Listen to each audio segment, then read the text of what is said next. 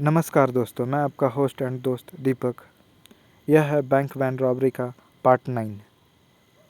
अब आगे। यही नहीं, इंस्पेक्टर आगे बढ़ा। पुलिस वालों को पैसे ना खिलाओ तो वे चालान कर देते हैं। कभी डाकू माल लूट लेते हैं तो कभी एक्सीडेंट हो जाता है। कभी सब कुछ ठीक ठाक हो जाने के बाद भी आगे से पेमेंट नहीं मिलती। क्या फ़ायदा ऐसे बखेड़े और अभाव की ज़िंदगी जी के। लेकिन इसके सिवा कोई चारा भी तो नहीं। प्रहलाद उदास स्वर में बोला। चारा कैसे नहीं? इंस्पेक्टर मेज पर घूंसा जमाकर बोला। आदमी की नीयत होनी चाहिए और उसमें इतना हौसला होना चाहिए कि जो चीज़ें उसे सीधे सीधे हासिल नहीं, वह उसे झपटकर हासिल कर सके। लेकिन साहब, कोई तरीका भी तो हो। तरीका है, और तरीका इतना बढ़िया है कि तुम माला माल भी हो जाओगे और 7 साल जेल में चक्की पीसने से भी बच जाओगे। लेकिन उसके लिए थोड़ा हौसला दिखाना होगा, थोड़ा खतरा उठाना होगा और थोड़ा मेरा कहना मानना होगा। क्या तरीका है? प्रहलाद ने उत्सुक भाव में पूछा।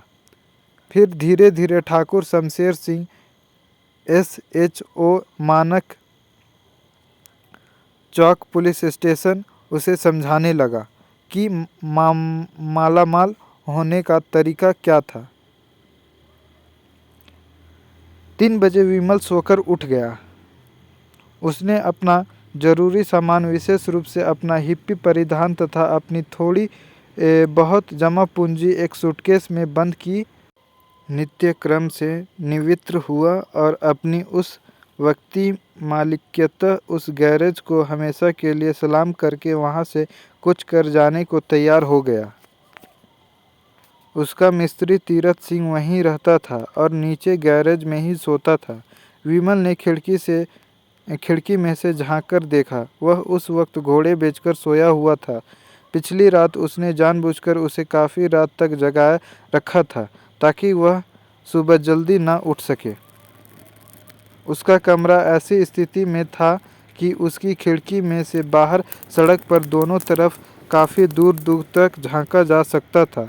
उसने खूब आंखें फाड़ फाड़ कर दोनों तरफ देखा, लेकिन उसे ऐसा कोई संदिग्ध व्यक्ति न दिखाई दिया जो इंस्पेक्टर के बच्चे ने उसकी निगरानी के लिए वहाँ छोड़ा हुआ हो। लेकिन फिर भी वह आश्वस्त न हुआ। वह इंस्पेक्टर बहुत काइंड था। यह हो ही नहीं सकता था कि उसने केवल विमल के वादे पर विश्वास करके उसकी निगरानी का कोई इंतज़ाम न किया हो। उसका कोई आदमी बाहर सड़क पर जरूर किसी ऐसे जगह छुपा हुआ था जहाँ से कि वह विमल को दिखाई नहीं दे रहा था। विमल ने एक बार फिर से नीचे झांककर तसल्ली की कि तीरथ सिंह सोया पड़ा था। फिर वह सूटकेस संभाले अपने कमरे से बाहर निकला। उसने एक हंसतर भरी आखिरी निगाह उस गैरेज में चारों ओर फिराई जहां उसने अपनी आवारा जिंदगी के 6 महीने बड़े सुकून, चैन और इत्मीनान से काटे थे। लेकिन सरदार सुरेंद्र सिंह सोहल की ज़िंदगी में इत्मीनान कहाँ। पता नहीं वाहेगुरु उससे कब तक खफा रहने वाला था। पता नहीं दाता अभी उसके और कितने इम्तिहान लेने वाला था। वह छत से नीचे नहीं उतरा। सूटकेस संभाले वह चुपचाप अगली इमारत की छत पर पहुंच गया। आगे के सारे मकान एक मंजिल थे जिनको चुपचाप फांदता हुआ वह अपने गैरेज से काफ़ी आगे निकल गया। उसके बाद वह एक पर नाला पकड़कर उसके सहारे नीचे पिछवाड़े की गली में उतर गया। वह गली में तेज कदमों से चलता हुआ आगे बढ़ने लगा। रास्ते सुनसान पड़े थे, लेकिन फिर भी वह जानबूझकर पिछवाड़े की अंधेरी गली में ही चल रहा था। मृदुल्ला की एम्बेसडर कार को वह पिछली रात को ही सागानेर गेट के सामने खड़ी कर आया था। वहाँ और भी कई कारें रात भर खड़ी रहती थी, इसलिए उस कार की वहाँ मौजूदगी में कोई ख़ास बात नहीं थी जो किसी का ध्यान उनकी ओर आकर्षित करती। वह निर्विघ्न संगानेकर गेट पर पहुंचकर उसने कार की डिक्की खोलकर उसमें अपना सूटकेस रखा और कार की ड्राइविंग सीट पर जा बैठा। सुनसान सड़कों पर कार चलाता हुआ आदर्श नगर की ओर बढ़ा चला। फिलहाल उसके सामने एक ही उद्देश्य था कि वह किसी प्रकार सुरक्षित जयपुर से निकल जाए। आगे उसकी तकदीर कहाँ ले जाने वाली थी वह कुछ नहीं जानता था। वह आदर्श नगर में मृदुला की कोठी पर पहुंचा। उसने दरबान को कहा कि वह मेम साहब को खबर कर दे कि वसंत कुमार मोटर मैकेनिक उसकी कार लेकर आ गया है। दरबान भीतर चला गया। वह कार के हुड के साथ टेक लगाए खड़ा रहा। उसने एक सिगरेट सुलगा लिया और उसके छोटे छोटे कस लगाने लगा। थोड़ी देर बाद एक सूटकेस के साथ दरबान वहां पहुंचा। विमल ने सूटकेस उसके हाथ से लेकर कार की डिक्की में रख दिया। फिर आंखें मिचमिचाता हुआ एक आदमी वहां पहुंचा। वह कंपाउंड के निम अंधेरे में काफ़ी आंखें पूरी से ज़्यादा पकड़कर और कभी लगभग सारी बंद करके विमल को देखने लगा। विमल समझ गया कि वह मृदुला का वह ड्राइवर था जो अपना चश्मा तोड़ बैठा था। अरे, मैं बसंत कुमार मोटर मैकेनिक हूँ, विमल बोला। तुम्हारी मालकिन को आगरे मैं ले जा रहा हूँ। अच्छा अच्छा, वह बोला। वर्दी तो पहन लो। वर्दी? हाँ, तुम मेरे ही कदकाठी के हो, मेरी वर्दी तुम्हें आ जाएगी।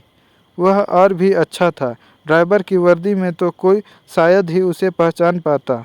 वह उसके साथ उसके क्वार्टर में आ गया। उसने विमल को एक नई सफ़ेद वर्दी और उसमें उससे मेल खाती पिक वैन निकालकर दी।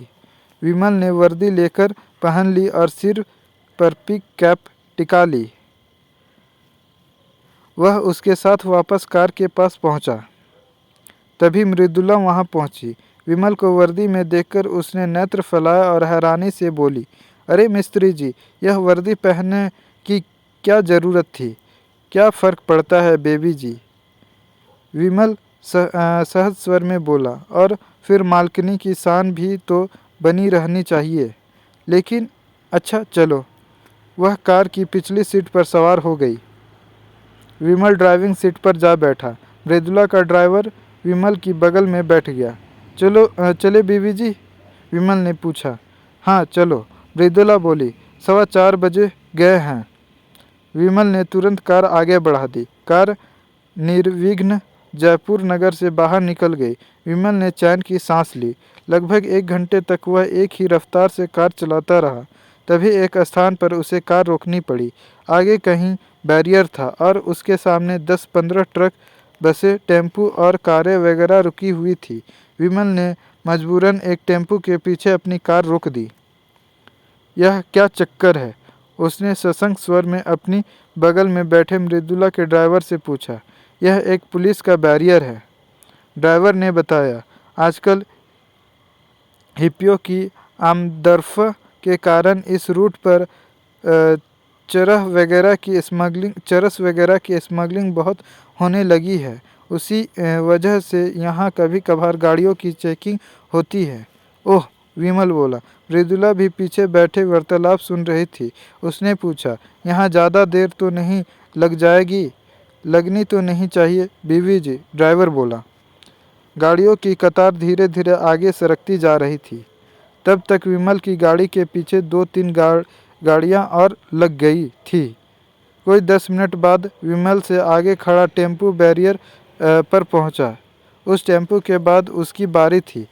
तभी उसकी निगाह उस पुलिस अधिकारी पर पड़ी जो गाड़ियां चेकिंग कर रहा था। विमल का दिल धक से रह गया। वह ठाकुर शमशेर था। उस वक्त वह सैंडविच की तरह अगले टेम्पू और पीछे खड़े एक ट्रक के बीच में फंसा हुआ था। उसका वहां से गाड़ी घुमाकर आगे निकलना नामुमकिन था और गाड़ी छोड़कर भागने पर वह अभी 100 गज भी दूर न गया होता कि पकड़ा जाता।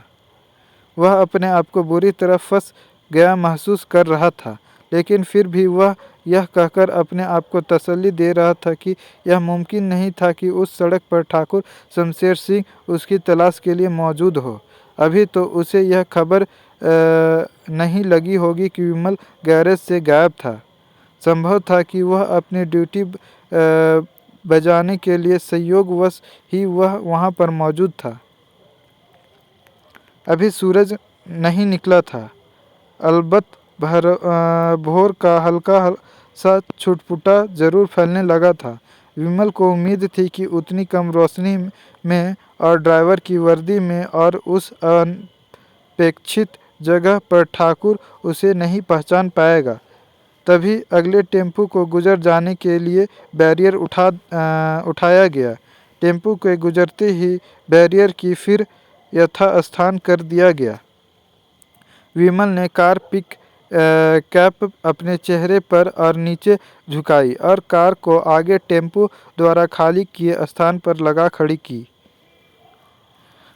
ठाकुर ने एक सरसरी निगाह पर कार डाली और फिर सामने से ड्राइवर वाली साइड में पहुंचा। बाहर निकलो, उसने विमल को आदेश दिया। विमल सकपकाया, लेकिन वह हुजूम करने का वक्त नहीं था। वह कार से निकल आया और बदले स्वर में बोला, हुकुम मेरे मालिक। हुकुम के बच्चे, ठाकुर दांत पिसकर कहर भरे स्वर में बोला, मैंने तुझे कहा था भागने की कोशिश मत करना। विमल ने एक गहरी सांस ली। भाग निकलने का जो तरीका उसे इतना कारमाद दिखाई दे रहा था, उसमें कुछ भी दमखम नहीं निकला था। अब क्या इरादा है? ठाकुर बोला, तुझे यहीं शूट कर दूं या वापस जयपुर लेकर चलूं? मालिक हो ठाकुर साहब, मर्जी है तुम्हारी। विमल विनती स्वर में बोला।